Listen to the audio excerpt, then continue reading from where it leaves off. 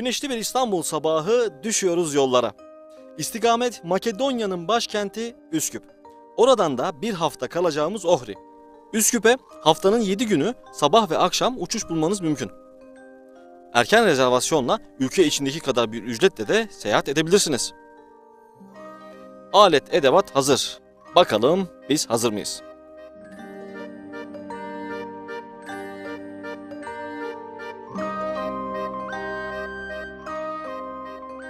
Nihayet Üsküp'e ulaşıyoruz. Havaalanı şehre çok yakın.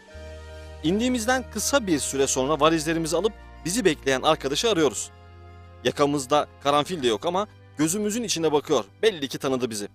Akşama kadar Üsküp'teyiz. Gelin kısa bir zaman da olsa size biraz Üsküp'ten bahsedelim.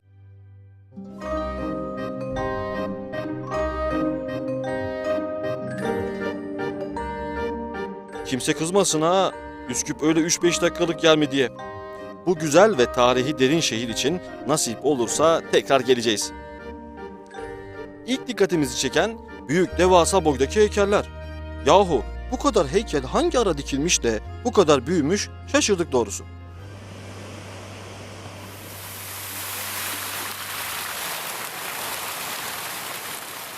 Meydan girişinde devasa bir kapı karşıladı bizi. Şehrin kapısı bu olsa gerek. İçeriye doğru girip ne var ne yok diye bir göz atıyoruz. Ve Vardar Nehri kıyılarına ulaşıyoruz. Ulaşıyoruz dediysem kapıdan girince zaten hemencecik oradasınız. Şehirdeki Müslüman çoğunluğun yaşamış olduğu yerde Vardar Nehri üzerindeki Fatih Köprüsü'nün diğer adıyla Taş Köprü'nün karşı tarafında kaleyi de içine alan bölgede. Kent ortasından geçen Vardar Nehri tarafından ikiye ayrılmış. Nehir Makedonya'nın su potansiyeli en yüksek nehri. Aman Allah'ım bunlar da ne? Onlarca hatta yüzlerce farklı kıyafette yüzleri boyalı çocuk etrafımızı sarıyor. Meydana doğru gidiyorlar. Belli ki bir kutlama var ama biz daha çok çocukların saf ve güzel yüzlerinde kalıyoruz. Ne kadar da tatlılar. Çocuk işte efendim. Her yerde aynı ifadeler. Kimisinde hüzün, kimisinde mutluluk olur. Yerine göre ama hep aynı masumiyet vardır yüzlerinde. Abucuk gubucuk yapıyoruz kimisine. Kimisinde başını okşayıp kale tarafına doğru yürüyoruz. Fatih Köprüsü Üsküp'ün en önemli simgelerinden biri. Tam ortasında bir de kitabesi bulunuyor. 1451-1469 yıllarında Fatih Sultan Mehmet Han Hazretleri himayesi altında yaptırılmış. Bazı kaynaklarda Mimar Sinan tarafından yaptırıldığı da belirtiliyor ki bu da Kanuni Sultan Süleyman dönemidir. Üsküp, Osmanlı geçmişini sergileyen bir şehir. Sokaklarında sanki Safranbolu'da ya da Bursa'nın en güzel köylerinden Cumalı Kızık'ta dolaşıyoruz. Şu ceviz oyma hattının güzelliğine bakın. O kadar yürekten yapıyorlar ve öylesine istekliler ki dakikalarca başlarından ayrılamıyoruz. Bu arada hatırı sayılır eserlere imza atmış ustamız. Bir de güzel çırağı var ki sormayın.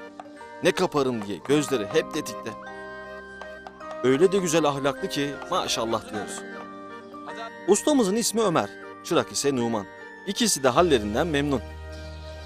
Bundan olur. Bundan olur değil mi abi? Abi bundan gerçekten olur. Nereden bildin diyeceksin? İstek var abi, istek. Gözü parlıyor çocuğun. Sonra edepli bir arkadaş abi bu bak. Maşallah. Birisi böyle bir çırak buldum diye, diğeri de böylesi ustaya kavuştum diye şükrediyor. Rabbim muhabbetlerini artırsın ve güzel eserlerine zeval vermesin. Kale içine doğru biraz daha ilerleyip bir kahvehanede mola verdiğimizde koyu bir sohbet başlıyor. Makedonya'ya ayak basar basmaz hemen başkent Üsküp'te meydana geldik. Tabii ki Makedonya meydanına geldik ve orada Vardar Köprüsü'nden karşıya geçtiğimiz zaman buranın en önemli çarşılarından bir tanesine gelmiş bulunuyoruz. Şu anda aslında burası da merkezi sayılıyor Üsküp'ün. Burada bir çay içelim ve soluklanalım dedik ama burada gördük ki büyük bir Türkiye sevgisi ve büyük bir Türkiye sevdalısı abilerimiz var. Onları bizden ayıracak herhangi bir engel yok aslında. Yani aramızdaki kilometrelerin de sınırın da aramızda set olmadığını gördük biz. Öncelikle selamünaleyküm diyorum. Aleykümselam. Merhabalar diyorum. Hoş bulduk. Allah razı olsun. Nasılsınız? Çok güzel siz. Allah razı olsun. İyiyiz çok. Size de. Türkler bir TV Türkler bilsin ki en güzel BTV dünyada misal lazım alsınlar. İnsan gibi ekonomi bakımından, barış bakımından BTV milletler bir Türkiye'de olsun. Parçalama olmasın. Tayyip Erdoğan onu yürütüyor. Ondan biz onu çok destekliyoruz. Onu da BTV Türkler bilsin ki çok güzel adamı Türkiye'de son 100 sene yetişmemiştir öyle adam. Buradan çok selamlar, candan selamlar BTV Türkiye'ye, Tayyip Erdoğan'a da. İnşallah Allah ona sağlık verir. Bizim hayatımız burada nasıl diyelim, biz burasını 560 sene Osmanlılardan kalma var. Burada Arnavut, Türkiye birlikte yaşarız. Çok beraberlerimiz, akrabalarımız vardır Türkiye'de. Türklerle yaşarız. Mesela bir Türkiye'den birisi geldiği zaman şimdi Üsküp'e inecek burada havalarında. Evet. Nerelere gezebilir, nereye gidebilir burada? Ve burada gidebilirsiniz Mustafa Paşa, burası Kale, Eskiüstü, Bitpazar, eski mahalleler, daha eski camiler, Kapanan, Sulyan, Kurşumliyanlar. Bayağı da hamlar hamamlar var ya. Evet, eskiden kalma onlardır da. Çifte hamam. O zaman şöyle mi diyelim, yani Üsküp'e gelecek olan kişiler burada tarihi bir atmosfere girecekler. Eski evleri görecekler, hamları hamamları görecekler, camileri görecekler, medreseler görecekler. Tabii bu da Vardar Köprüsü'nün hemen bu tarafında Vardar var. Köprüsü'nde Diğer bu tarafı taraf, da burası farklı. eskidir. Diğer tarafıdır farklı binalar. Eski Üsküp bu taraftar. Eğer Üsküp'e ilk indiğiniz zaman nereye gezeceğim diye düşünürseniz Vardar Köprüsü'nün diğer yakasında daha yeni binalar var, daha modern binalar var ama bu yakasında da Türklerin ve Müslümanların çoğunlukla yaşamış olduğu bölge ve burada o eski Osmanlı'nın izleri hala burada duruyor. Geldiğiniz zaman o eski havayı burada solumanız da mümkün. Efendim, Seyyah Fakir Makedonya'da, Üsküp'te.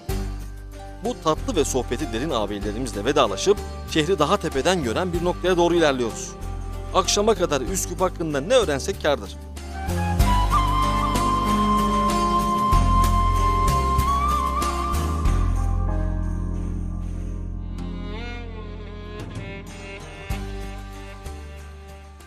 Aman Allah'ım, bu ne güzellik. 2. Murat Camii. Uzun zaman olmuştu böylesi tarih kokan, üzerinde ecdadın gözyaşı olan bir cami görmeyeli. Efendim, pek tadilat yapılamamış. Son dönemlerde Türk hükümetinin TİKA ile Balkanlarda yaptığı sayısız eserden sonra sanırım buraya yeni sıra gelmiş.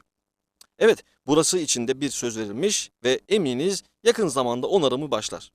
Camideki o tarihi havayı koklarken cemaatten birisiyle ayaküstü söyleşmeye başlıyoruz. Caminin içine girdiğimiz zaman gözlerimize inanamadık. Çünkü eski hali burada duruyor ve biz kapıları dahil sanki hiç bozulmamış, onca yıl geçmesine rağmen, 100 yıl geçmesine rağmen tabii eskimiş, yıpranmış ama üzerindeki asilliği bozulmamış bir cami. Şimdi bazı yerleri depremden zarar gördüğü için onarılmış vesaire ama o havayı biz burada soluduk. Evet. Bize genel olarak hem camiyi anlatın hem de burada yaşamış olduğunuz hayatı anlatırsanız sevinirim. Bak şimdi bu cami 2. Sultan Murat Camisi'dir. Fatih'in babası. Bu 1436'da inşaat edilmiştir bu cami. Demek ki 23 yıl İstanbul fetholmazdan önce burası inşa olmuştur. Ve o zamanlardan sonra bir yangın geçirmiş bu cami.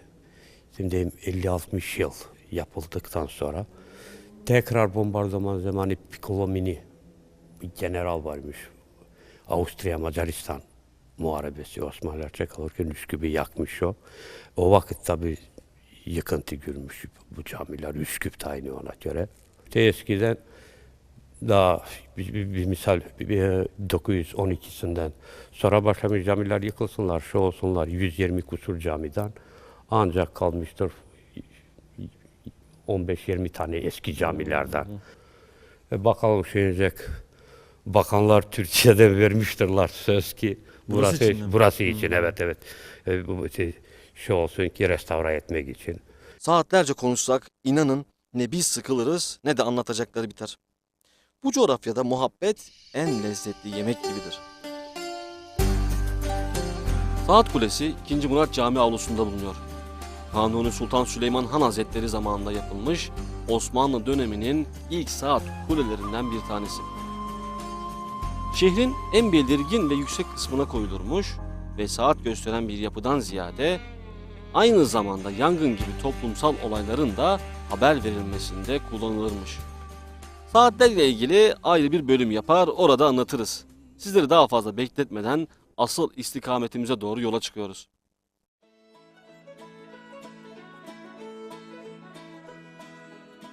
Şu yeşilliğe bakın. Dağlar, taşlar. Of of. Gel de yolda uyu. Ne mümkün.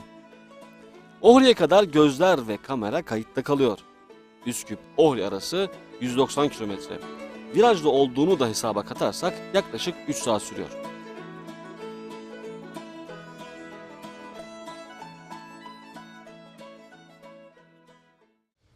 Seyyah Fakir nihayet Ohri'ye kadar geldi. Tabii hafif bir akşam esintisiyle beraber biz burada Ohri Gölü kenarında inanılmaz dakikalar yaşıyoruz.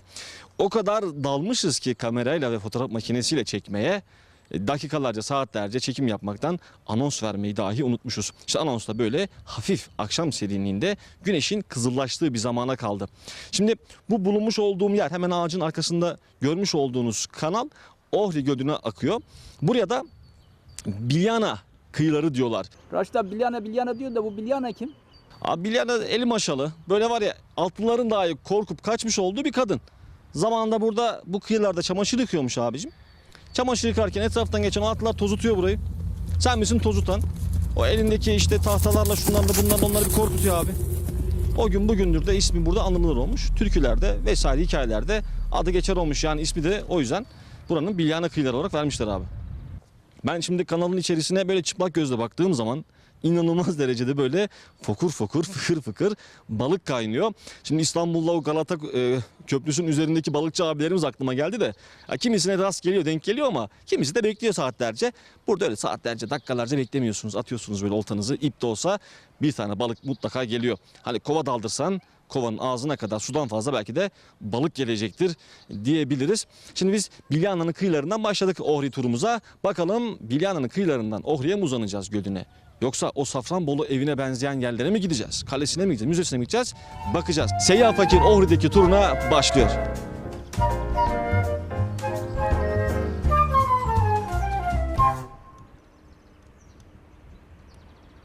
Delikanlı balık mı tutuyor Raşit abi? Balık mı tutuyorsun burada? Balık var mı dostum? Не знаю. Ne zaman? Pati mi? Adam kaçtı ya. Bilyana, ah Bilyana, ne yamanmış.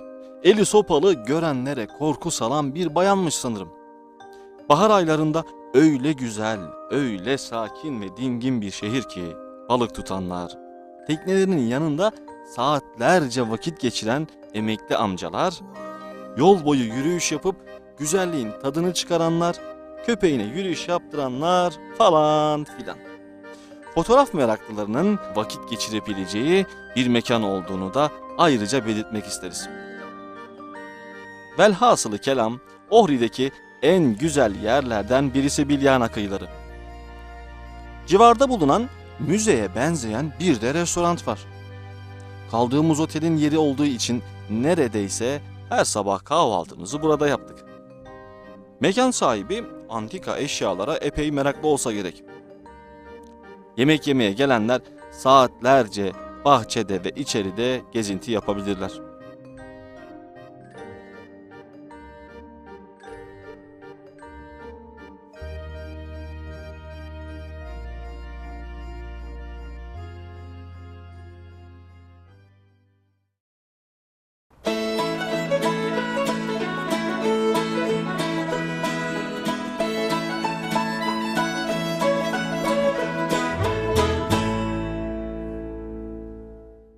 Karting'e mi başladın abi? Abi karting'e başladık ya. Ohri'nin kenarında böyle güzel bir alan varmış. Dedik bu gölü bir de etrafını bu şeyle dönelim. Arabayla dönelim. Otomatik zaten abi. Basıyorsun gidiyor. Basıyorsun duruyor. Biraz üstümüzü başımızı kirletmeyelim bakalım. Ben bir trafik geliyorum abi. Sen burada beklersin beni. Tamam abi. Tamam mı?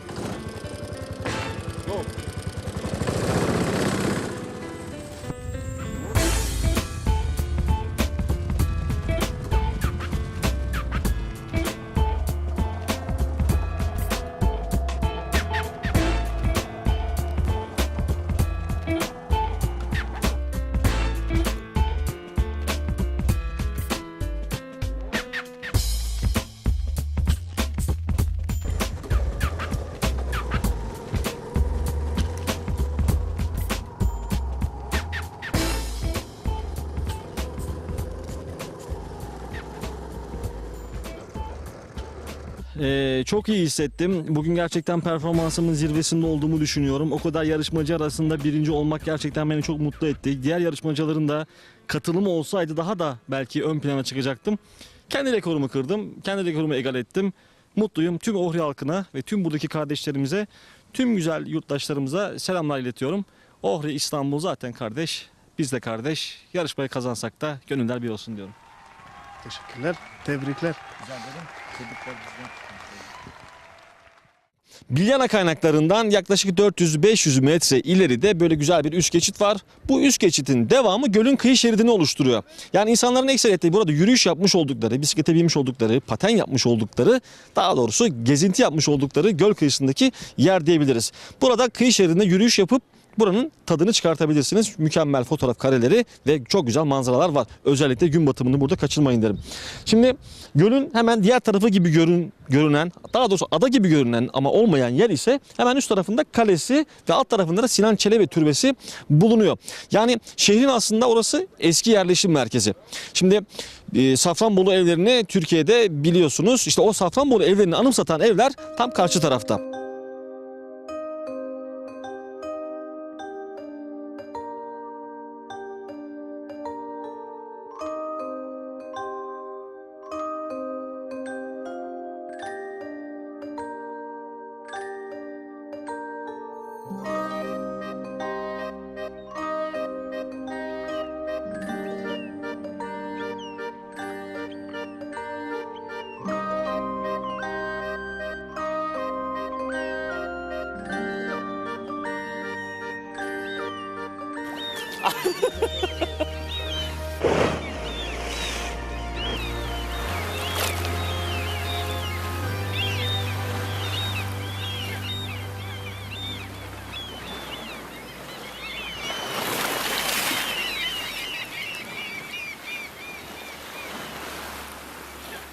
Ohri'deki ilk sabahımıza uyanıyoruz. Öyle üzerimizde bir yorgunluk var falan demeyeceğim. Temiz havası bize rahat bir uyku çektirdi. Güne erken başlıyoruz. Bu yolları görüyor musunuz? Hah, işte bu yolların her karesi bizde mevcut. Nasıl mı? Sağ olsun yönetmenim ve ben saatler dolusu kayıt yaptık. Kimi zaman manzaraya takılıp hafıza kartını doldurduğumuz bile oldu. Ah ah, kaç kez söyledim. Bu kadar yol çekmeyelim. Ama neyse, bir bildiği vardır üstadın. Şimdi sizi yaklaşık 15 kilometre ilerisinde bir balıkçı köyüne götüreceğim. Balıkçı köyü dediysem eskiden balıkçı köyüymüş. Şu anda müze. Ohri'deki turumuza devam ediyoruz. Seyyah Fakir size buradaki Balkanların incisindeki güzellikleri göstermeye devam ediyor. Şimdi Gradişte bölgesindeyiz. Ohri'ye yaklaşık 10 kilometre uzaklıkta tam dağların eteklerinde, dağların hem yamaçlarında kar da görünüyor. Aynı zamanda bulutlar da var. Kimi zaman hava açıyor, kimi zaman da kapatıyor. Ona göre de biz üstümüze ya bir uzun kollu bir şey alıyoruz ya da kısa kolluyla güneş açınca gezmeye çalışıyoruz. Şu an bulunmuş olduğumuz yer Gradişte bölgesi dediğim gibi. Arkamda görmüş olduğunuz köyde zamanında yaşamış bir balıkçı köyü. Şimdi o köy tabii ki günümüze kadar ulaşmamış ama onun anısına buraya harika bir müze yaptırmışlar ve o müzenin içerisinde tıpkı eski günlerde burada nasıl yaşıyorlarsa o haliyle harika bir müze yapmışlar. Şimdi gidelim hep beraber o müzeyi nasıl o eski havasıyla buraya yerleştirmişler bir bakalım. Bu kadar balık muhabbeti yaptığımıza da bakmayın ha. Elini kolunu sallayarak balık tutamazsın burada. Yasak hemşerim. Hem ne dedik? Burası UNESCO tarafından korunan bir yer. Gerçi onlar korumasa da biz zaten iyi bakardık ya. Neyse.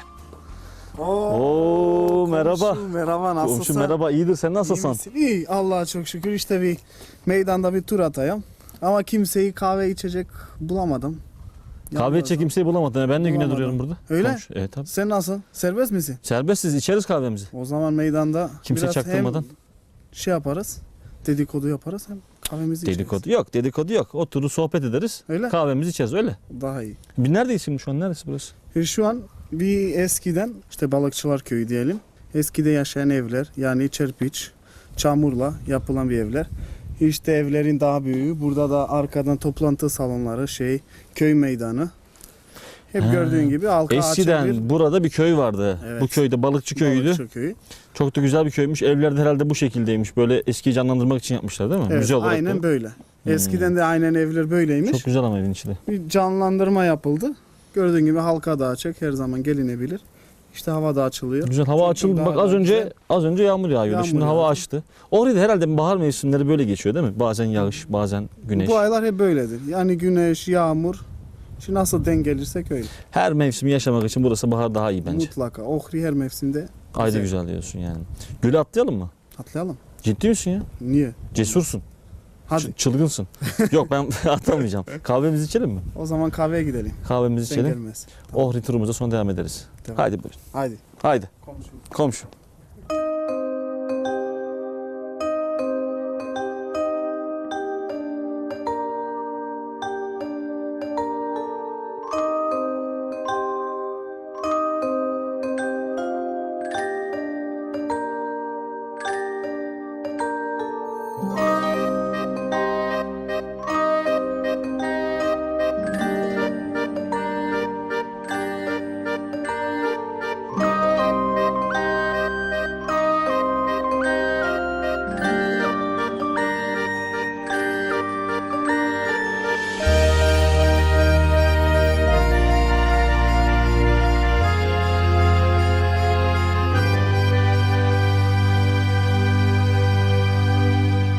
Müzenin hemen yan tarafında burada bir de toplantı salonu var. Onun haricinde de bulunmuş olduğumuz yer burada dalgıçların burada hem kıyafetleri satılıyor. Yılın belli zamanlarında da burada dalış yapıyorlar.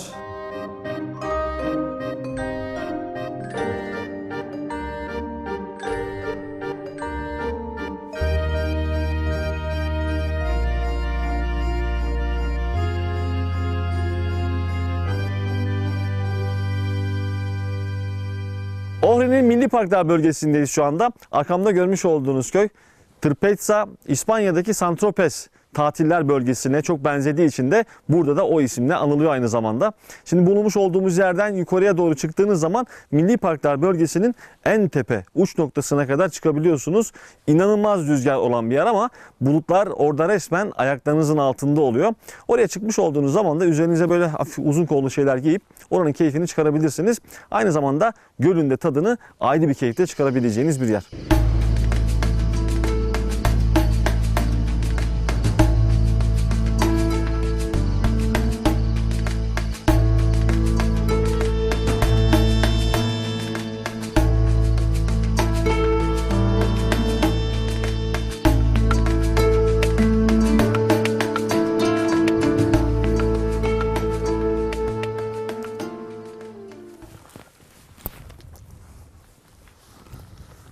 Merhaba, bineyim mi? Ha? Kaç? Nereye, buraya mı basacağım? Kaç isim? Kaç isim? Bez problem. Bismillahirrahmanirrahim. Oo, rahatmış ya bu. Haydi. Oo. Ha? Kaç? Lan. Ne yapalım be? Ki haydi gidelim dağlara, Galisisa dağlarına. Nereye gideriz? He? Nereye gideriz? Steni. Ohri'den gelip Resne'ye gidiyor. Ohri'den gelip Resne'ye gidiyorsun. Peki ne götürüyormuş buradan? Şu an nosiš. Do turprame tu sa na odna Darma? srma. Darma. Odun götürüyormuş. O- Ohri köylerine odun götürmüş. Şimdi tekrar geri dönüyor. Ha, Resne'den Ohri'ye odun götürüyor. Çünkü neden? Ohri'de odun yakıyorlar çoğunlukla değil mi? Isınmak için. İşi bu galiba değil mi? Odun götürüp getiriyor. Do tu. Bu atlarla ne kadar odun götürebilir ki bunlarla peş peşe? Kaç kilo gidiyordur böyle bunlarla? Koliko kilovaka, koliko nosiš? Na 3 konji hubi. 1 metre odun gibi 1 metreyle götürüyor. Ha. Anlaşıldı. Tabii ne kadar da zor şartlar. Aslında eski günleri bu şekilde bu görünce böyle yaşamış olduk. Böyle odun götürüp getiriyorlar. Yaney, motorlu araçların ulaşamadığı dağ köylere odun taşıyor. Her mevsim iş olmuyor ama günde 400 TL gibi bir para kazanıyor. 3 de ortağı varmış. Hayvanların yemi, bakımı derken ne kalırsa işte. Bu devirde hala atlarla bunca zahmete katlanarak neden odun taşırlar deyince öğreniyoruz ki dağlardan topladığı odunu araçların giremediği dağ köylerine taşıyorlarmış. Milli Parklar Bölgesi'nin şu anda içindeyiz. Bulunmuş olmayan arka tarafında bu civarda da insanlar piknik yapmaya geliyorlar. Mesire yer olarak geçiyor. Hem mangallarını yakacakları yer var hem de oturacakları bir sürü yer var. Suyumuzu da içelim gelmişken buraya. İlker abi bu dağlardan gelen kaynak suyu mu? Kaynak suyu. Ama buz gibi ya. Gelmişken suyumuzu da içelim. Milli parklara bir daha gelişimiz olsun en azından. Buraya da yol yapmış olalım. Hadi bakalım.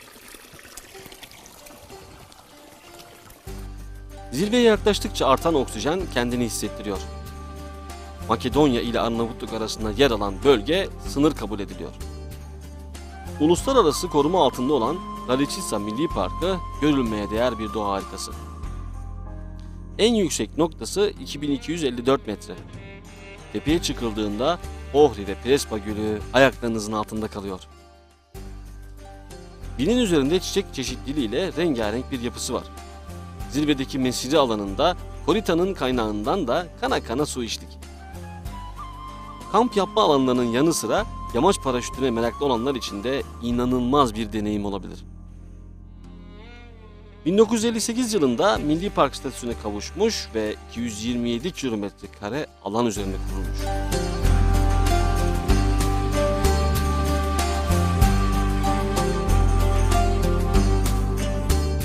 Hava bir açar, bir kapar, yağmur yağar, güneş açar da gökkuşağı çıkmaz mı?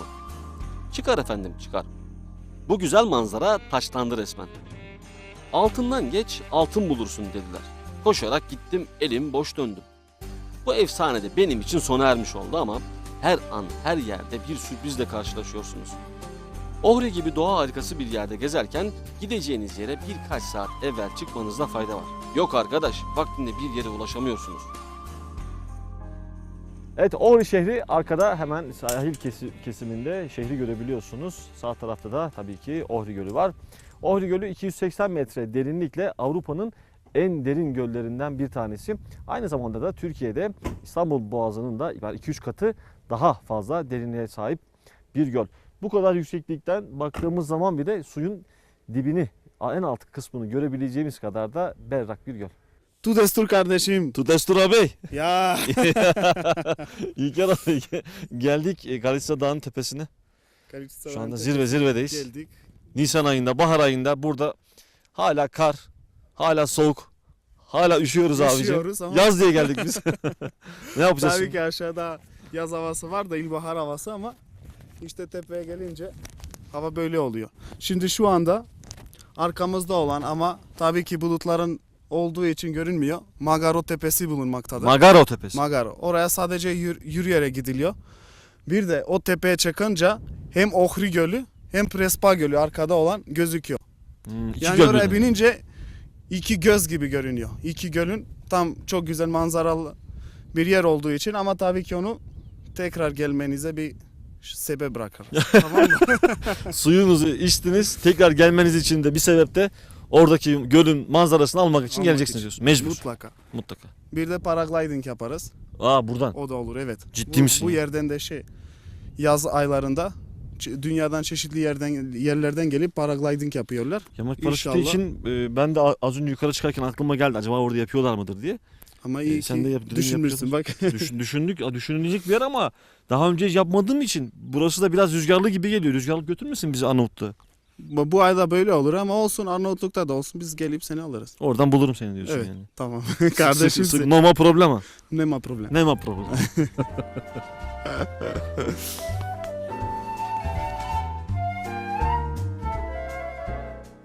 Aylardan Nisan ama biz burada iliklerimize kadar donmuş durumdayız.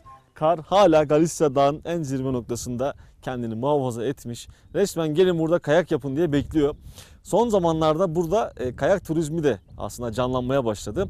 Biz Galiçica Dağı'nın tepesinde Ohri'yi izleyeceğiz. Siz de bizi izlemeye devam edin. Ben gidiyorum şimdi. Haydi bakalım.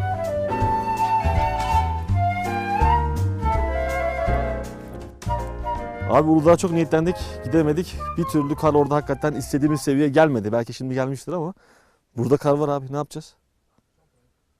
Buradan mı başlasak? Nasıl abi? Aylardan Nisan baba. Nisan ayında. Kar var ya. Atlayayım mı? Abi yumuşak zannettim de sertmiş ya. Fazla gidişi yokmuş yani.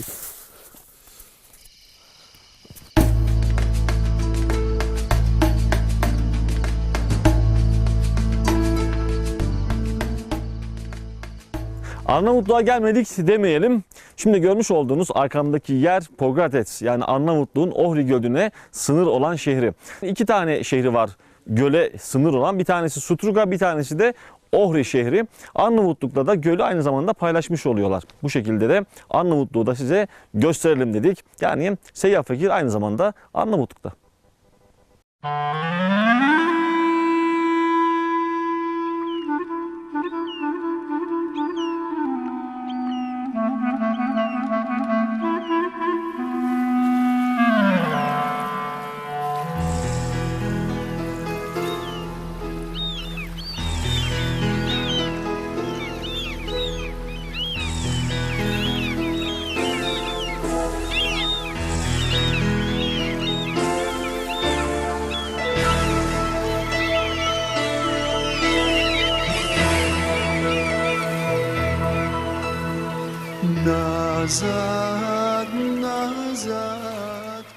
Evet, Ohri'yi anlatan en güzel şey aslında hemen ortasındaki Ohri'nin de kendi ismini vermiş olduğu gölü tabii. Bu gölün kenarında yürüyüş yapmak, suya girmek, serinlemek harika. Hem tatlısı olduğu için hem de berraklığıyla dünyadaki en temiz göllerden biri olduğu için biz Ohri'de gerçekten çok güzel dakikalar geçirdik. Bu hafta da Seyyah Fakir'in sonuna geldik. Haftaya inşallah yine Makedonya'nın Ohri şehrinde olacağız. Haftaya görüşmek üzere. Hepiniz kendinize çok iyi bakın. Allah'a emanet olun efendim.